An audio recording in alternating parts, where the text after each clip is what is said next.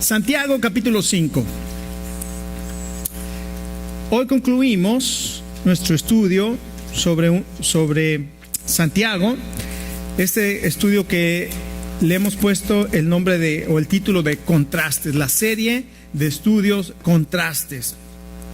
Y Santiago nos habla de los contrastes que hay en la vida cristiana, para que nosotros nos demos cuenta si realmente estamos caminando y madurando en la fe, o solamente decimos que estamos caminando en la fe, pero lo estamos haciendo equivocadamente. Entonces él, recuerde, hace varios contrastes y dice: ¿estás teniendo una verdadera fe o es una fe fingida?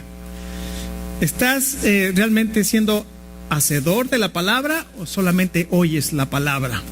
Entonces hace estos contrastes para que nosotros nos demos cuenta si estamos realmente caminando en la fe. Y déjeme preguntarle esta mañana: ¿está usted madurando como cristiano? ¿Está madurando en la fe? Porque el llamado del Señor Jesucristo para cada uno de nosotros es que crezcamos en todo a la estatura del varón perfecto. Es decir, somos niños cuando nacemos, pero vamos creciendo. Y si usted se queda chiquito, cuando nace, queda deforme, ¿no? O sea, que queda normal. Imagínese un cristiano que nunca crece. Es lo mismo, o sea, no es normal. Lo normal es que una persona crezca y pueda crecer en la fe. Hay muchos cristianos que, sin darse cuenta, dejan de crecer y llega un momento en que se estancan en su vida cristiana porque ya no siguen participando, porque a veces llegamos a tener ese orgullo intelectual de pensar que ya sé todo lo que tiene que decir la palabra de Dios, ya no necesito más. O la otra es que, como ya tengo madurez y como ya nadie me puede enseñar o ya no siento que soy alimentado, entonces lo siguiente es, digo, bueno, como ya no me alimento, pues ya no me alimentan los estudios, ya no me alimenta la predicación, ya no me alimenta, entonces tomo un paso para atrás. Si esa es su situación, lo que está haciendo es que, como dice el libro de Hebreos, ya debería ser maestro. O sea, si usted ya no se siente alimentado, entonces sea maestro. Pero si se hace para atrás, ha dejado de madurar y empieza una decadencia en su vida espiritual. Así es que cuando un cristiano no está dando fruto, es un cristiano que se ha extraviado de la fe. Y el libro de Santiago le habla al corazón para restaurarlo en este día y hacerle volver al primer amor, al Señor. Hay tres tipos de personas en esta mañana que hay aquí en este lugar. Los que necesitan ser restaurados. ¿Quiénes son?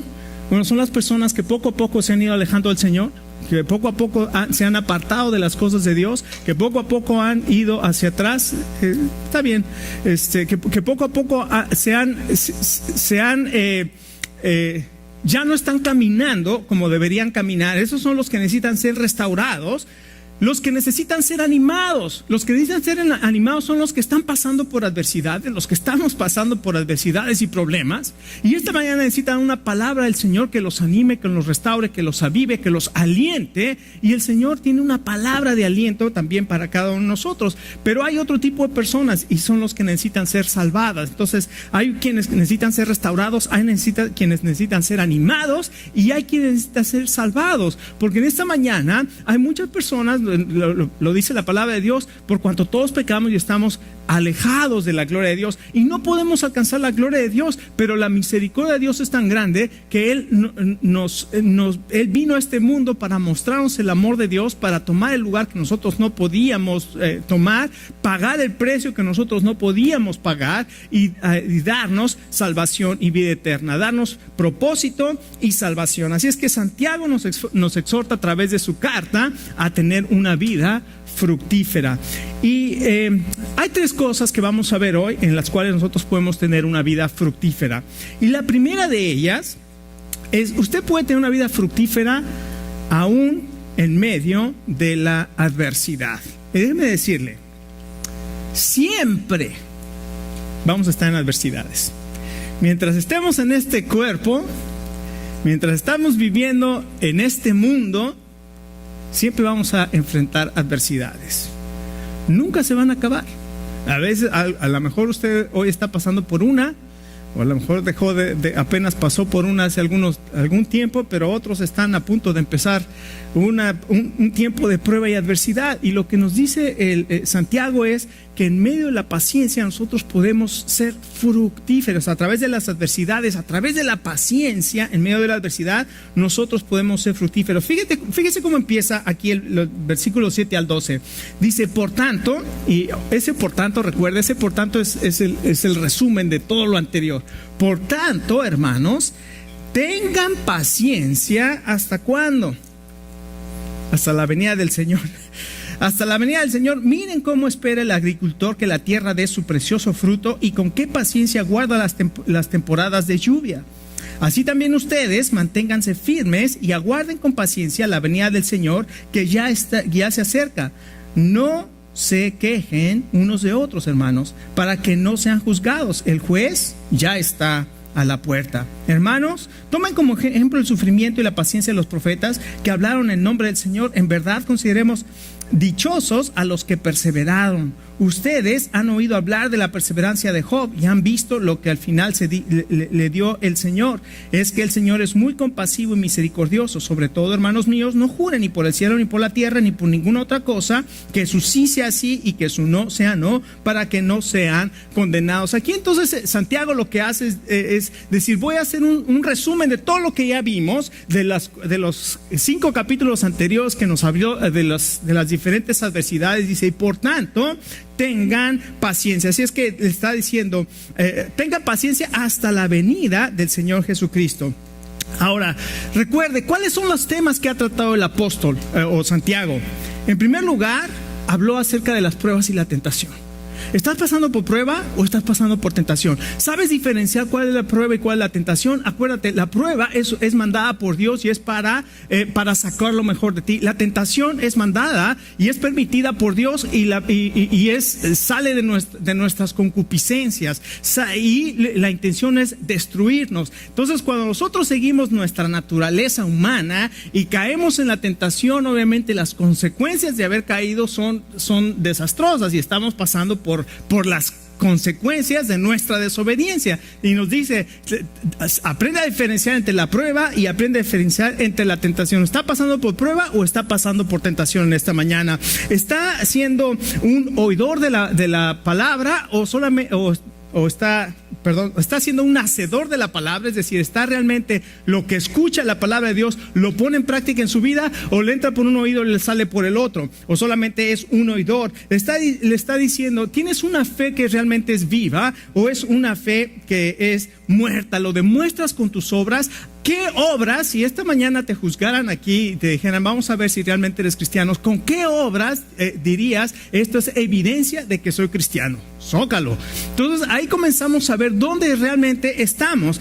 Hay evidencias por tus obras de que realmente eres creyente. ¿Cómo estás usando tu lengua? ¿Es un instrumento de bendición o es un instrumento que has utilizado para la destrucción de hermanos, de personas, de tu esposo, de tu esposa, de tus hijos, de las personas a tu alrededor, de tu jefe? ¿Cómo estás utilizando tu lengua? ¿Es un instrumento de bendición o cómo estás utilizando? Entonces, todas estas áreas nos está diciendo Santiago. Analiza todas estas cosas porque necesitas saber si realmente estás en la fe. Además dice, ¿qué sabiduría estás utilizando en tu vida? ¿Estás tomando la palabra de Dios para aplicarla a tu vida y utilizar la sabiduría que trae paz, que es pura? ¿O estás usando la sabiduría del mundo, que lo único que trae es celos, contiendas, amargura, pleitos? ¿Qué tipo de sabiduría estás usando? Y después también lo que le vimos la semana pasada, ¿cómo estás utilizando el dinero? ¿El dinero es tu Dios? ¿O tú eres un administrador de Dios en el dinero?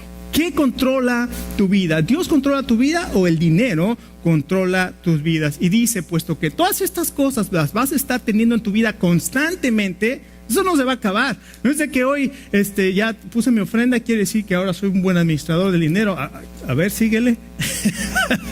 O sea, no quiere decir que si hoy salgo y ahora sí voy a hablar mi amor, mi vida, empiezo a bendecir con mi boca, ¿verdad? Y mi hijo, qué bonito eres un campeón. Pero mañana, ¿qué tal? ¿no? Mañana cuando encuentres los shorts de tu esposo ahí tirados al lado de la cama, ¿le vas a seguir diciendo mi amor, mi vida? ¿O vas a decir siempre haces lo? O sea, es constante, es una vida constante, no se acaba. Y entonces lo que dice es, ten paciencia. ¿Hasta cuándo? ¿Se acuerdan que aquel que llegó con el apóstol Pedro llegó con el Señor Jesús? Señor Jesús, ¿hasta cuándo cuántas veces tengo que perdonar a mi hermano? ¿Hasta 7? No, hombre, Pedro, con 7 que los perdones, eres buenísimo. Le dijo, no te digo que 7, Pedro, sino que 70 veces 7. Entonces ya empezó Pedro a contar 1, 2, hasta que llegara a 490, ¿no? Porque 7 por 70 son 490, ¿no? Y el Señor lo que le estaba diciendo es, siempre necesitas perdonar a tu hermano. Y la paciencia en medio de la prueba es igual. Nunca tenemos que perseverar, porque nunca se va a acabar. Y el apóstol dice, si vas a tener una vida fructífera, tienes que perseverar en la adversidad. Y todos nosotros hemos pasado, todo cristiano va a pasar por la universidad de la adversidad. Y cuando termine la prueba de la adversidad 101, que es la primera clase, entonces pasa a la adversidad 102.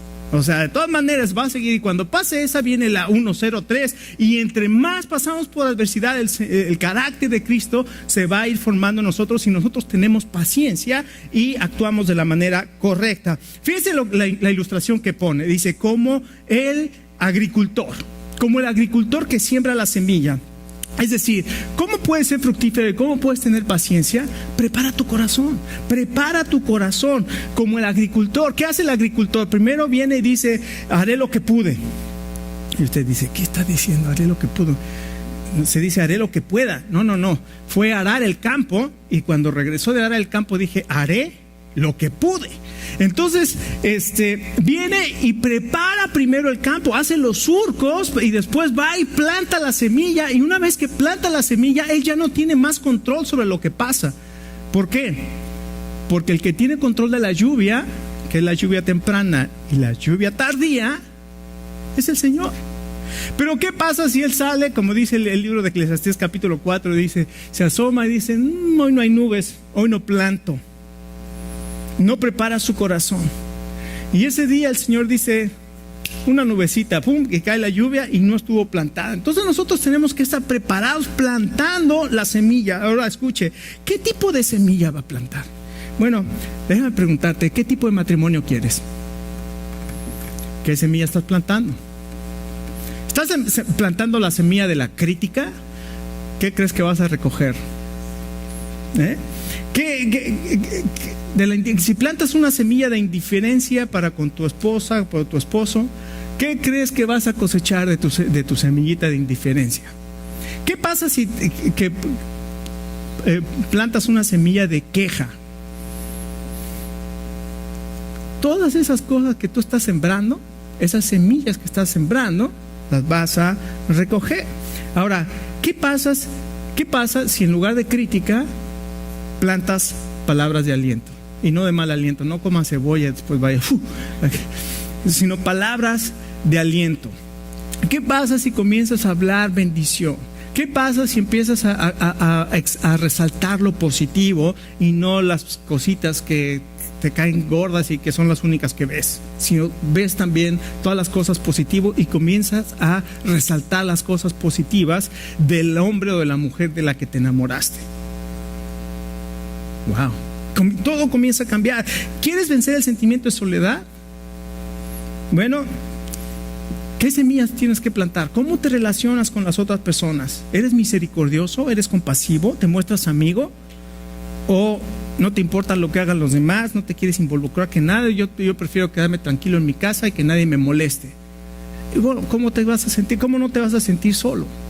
Si nunca plantas esa semilla de convivencia y nunca estás dispuesto a perdonar. Y todas las personas que estamos aquí somos defectuosos, somos imperfectos, y lo malo es que nosotros a veces vemos solamente lo imperfecto. Pero como vimos esta mañana, todos, aunque somos diferentes y somos muchos, todos pertenecemos a un mismo cuerpo.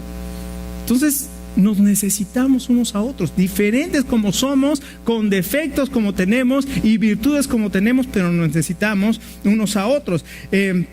Recuerda, entonces eres parte de la iglesia de Cristo. Y hay una idea, yo no sé de dónde surgió esa idea que dice, ya no necesitas la iglesia para estar con Dios. A ver, entonces ¿para qué el Señor Jesucristo formó su iglesia? Mejor hubiera dicho, ¿saben qué? Cada quien, para que no tenga problemas con ningún hermano, quédese en su casa, adóreme y mande su ofrenda por correo. O vea los videos del pastor, así de todos los ponen. ¿Eso dijo? No, dijo, voy a establecer mi iglesia, y la iglesia es el cuerpo de Cristo, y el Señor Jesucristo trabaja, y cuando una persona viene al Señor, el Señor la pone en el cuerpo de Cristo para que cumpla una función y para que crezca, o sea, que no se crea el engaño de que no necesito, yo no sé quién lo haya dicho. El otro día vi uno que decía que el Papa había dicho eso. Bueno, si es el Papa o la Papa o lo que sea, ¿qué dice la Biblia?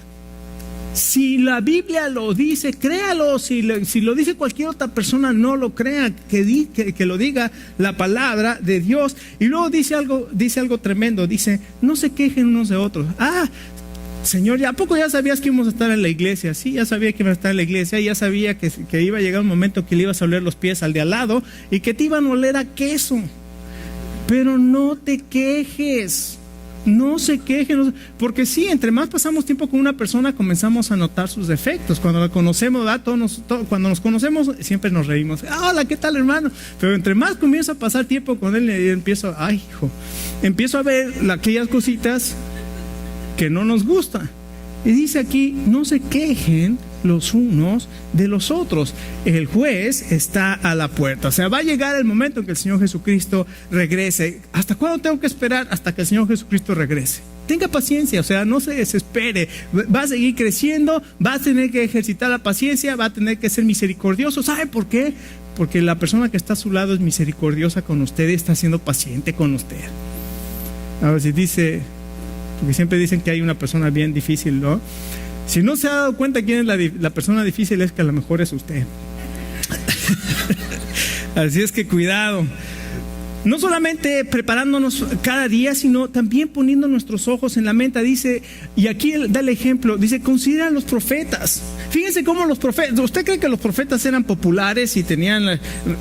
Los profetas fueron apedreados, y los profetas fueron aserrados, y los profetas fueron muertos? Pregúntele a Isaías.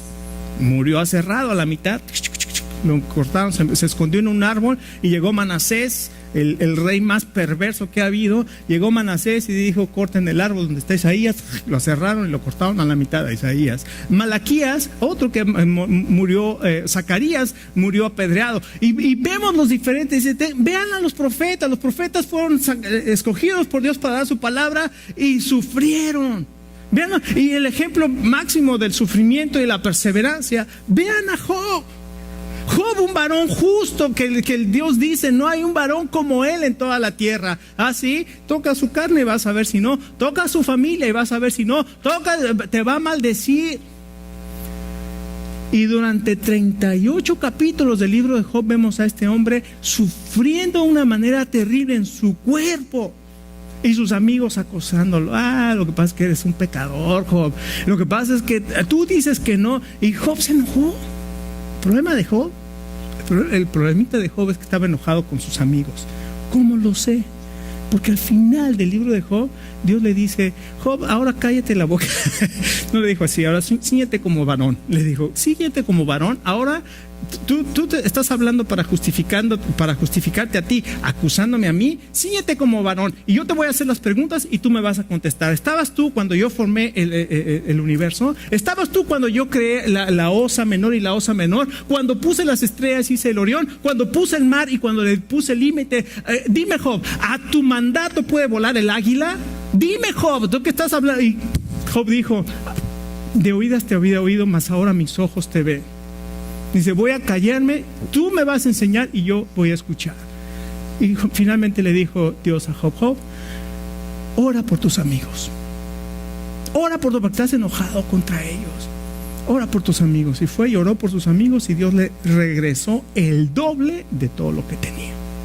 Qué maravilloso, cómo Dios tuvo que tratar a Job para enseñarle una cosita.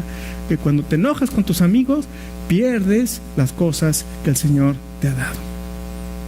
Qué impresionante, ¿no? Qué impresionante.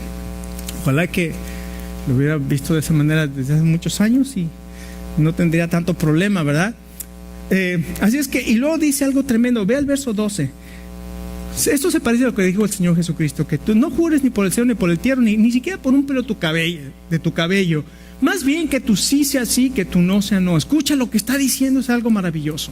¿Te está hablando el Señor esta mañana a tu corazón? ¿Te está mostrando algo el Señor de tu corazón? Lo que te está diciendo hoy es, decide lo que vas a hacer. No digas, no, yo creo que mañana lo voy a hacer, porque no lo vas a hacer. Ni lo jures, ni siquiera lo jures. Solamente si lo vas a hacer, hazlo. Y si no lo vas a hacer, decide. Decide que tu sí sea sí y que tu no sea no. Así es que no solo Santiago te exhorta a tener una vida fructífera, restaurada con respecto a la paciencia en medio de la adversidad, sino también habla de la oración en fe. Fíjate los siguientes versículos. ¿Está afligido alguno entre ustedes? Que ore. ¿Está alguno de buen ánimo? Que cante alabanzas. ¿Está enfermo alguno de ustedes? Haga llamar a los ancianos de la iglesia para que oren por él y lo unjan con aceite en el nombre del Señor. La oración de fe sanará al enfermo y el Señor lo levantará, y si ha pecado, su pecado le será perdonado. Por eso, confiésese unos a otros sus pecados y oren unos por otros para que sean sanados. La oración del justo es poderosa y eficaz. Escuche lo que está diciendo la palabra de Dios aquí. Santiago está resumiendo, así como el Señor Jesucristo resumió el Sermón del Monte en los últimos versos diciendo, si tú oyes la palabra y la pones por obra, eres como un hombre prudente que edifica su casa sobre la roca. Pero si tú oyes la palabra y no la haces, eres un hombre imprudente que fundas tu casa sobre la arena, porque van a venir las adversidades y van a pegar sobre tu vida y sobre tu casa y sobre tu familia y sobre tus hijos, y si no estás fundado en la roca, tu casa va a caer y va a ser grande tu ruina. Entonces es lo que está haciendo Santiago aquí, haciendo ese resumen de todo lo que ha dicho, y ahí viene la invitación y te está diciendo que tú sí sea sí, vas a decidirte, hazlo ya. Y dice algo tremendo aquí: tu oración tiene que ser una oración en fe. O sea, va a haber una oración que tiene que orar con fervor. Y ahora se enfocan en la oración. La oración es el recurso más grande que todo cristiano tiene. Sobre todo, obviamente, cuando está pasando una adversidad. ¿Qué recurso te queda? Venir, ponerte de rodillas y clamar al Señor y decir: Señor, ayúdame en medio de mi aflicción. Tienes diferentes experiencias en la vida, entonces oras en fe en las diferentes experiencias de la vida. ¿Cuál? En la aflicción. ¿Hay alguno afligido? Sí, haga oración. Si estás afligido, haz oración. Mientras estamos en este mundo, recuerda, siempre vamos a tener aflicción. Y eso dijo el Señor, dijo, en el mundo van a tener aflicción, pero confíen porque yo he vencido al mundo. Entonces puedes orar clamando y diciendo: Señor, yo sé que tú nunca me prometiste que no iba a tener aflicción. Tú me prometiste que contigo de poder vencer las adversidades y que tú me dejabas tu paz. Señor, permíteme que experimente tu paz aún en medio de la aflicción. No solamente eso, también en la alegría. Dice: ¿está alguno alegre? O sea, a veces no estás pasando por aflicción, a veces estás en alegría. Y dice: bueno, si estás alegre, ¿qué debes de hacer? ¿Te debes ir de vacaciones? Si puedes irte de vacaciones está bien, pero lo que dice aquí es: canta alabanzas al Señor. Cuando el pueblo de Israel cruzó el Mar Rojo, ¿se acuerdan? Estaba en medio de la aflicción y clamaron a Dios y vinieron a Moisés, y Moisés, nos vamos a morir. Y Moisés fue a Dios y dice: Señor, ¿qué hago? Y Dios le dice: Moisés, ¿qué tienes en tu mano? Pues la vara que me diste, ¿no es la vara de Dios? Sí, pues extiende tu vara y haz un camino donde no hay camino. Se abrió el mar y pasó todo el pueblo, y después de que pasa el pueblo y lo salva, el mar se cierra sobre los egipcios y hay una gran victoria. Y entonces aparece Miriam, la hermana de Moisés y de Aarón, y ¿se acuerdan que se aventó un canto buenísimo? Es más, si me acuerdo del canto, a ver si no sirve. El que no sirve soy yo, ¿verdad?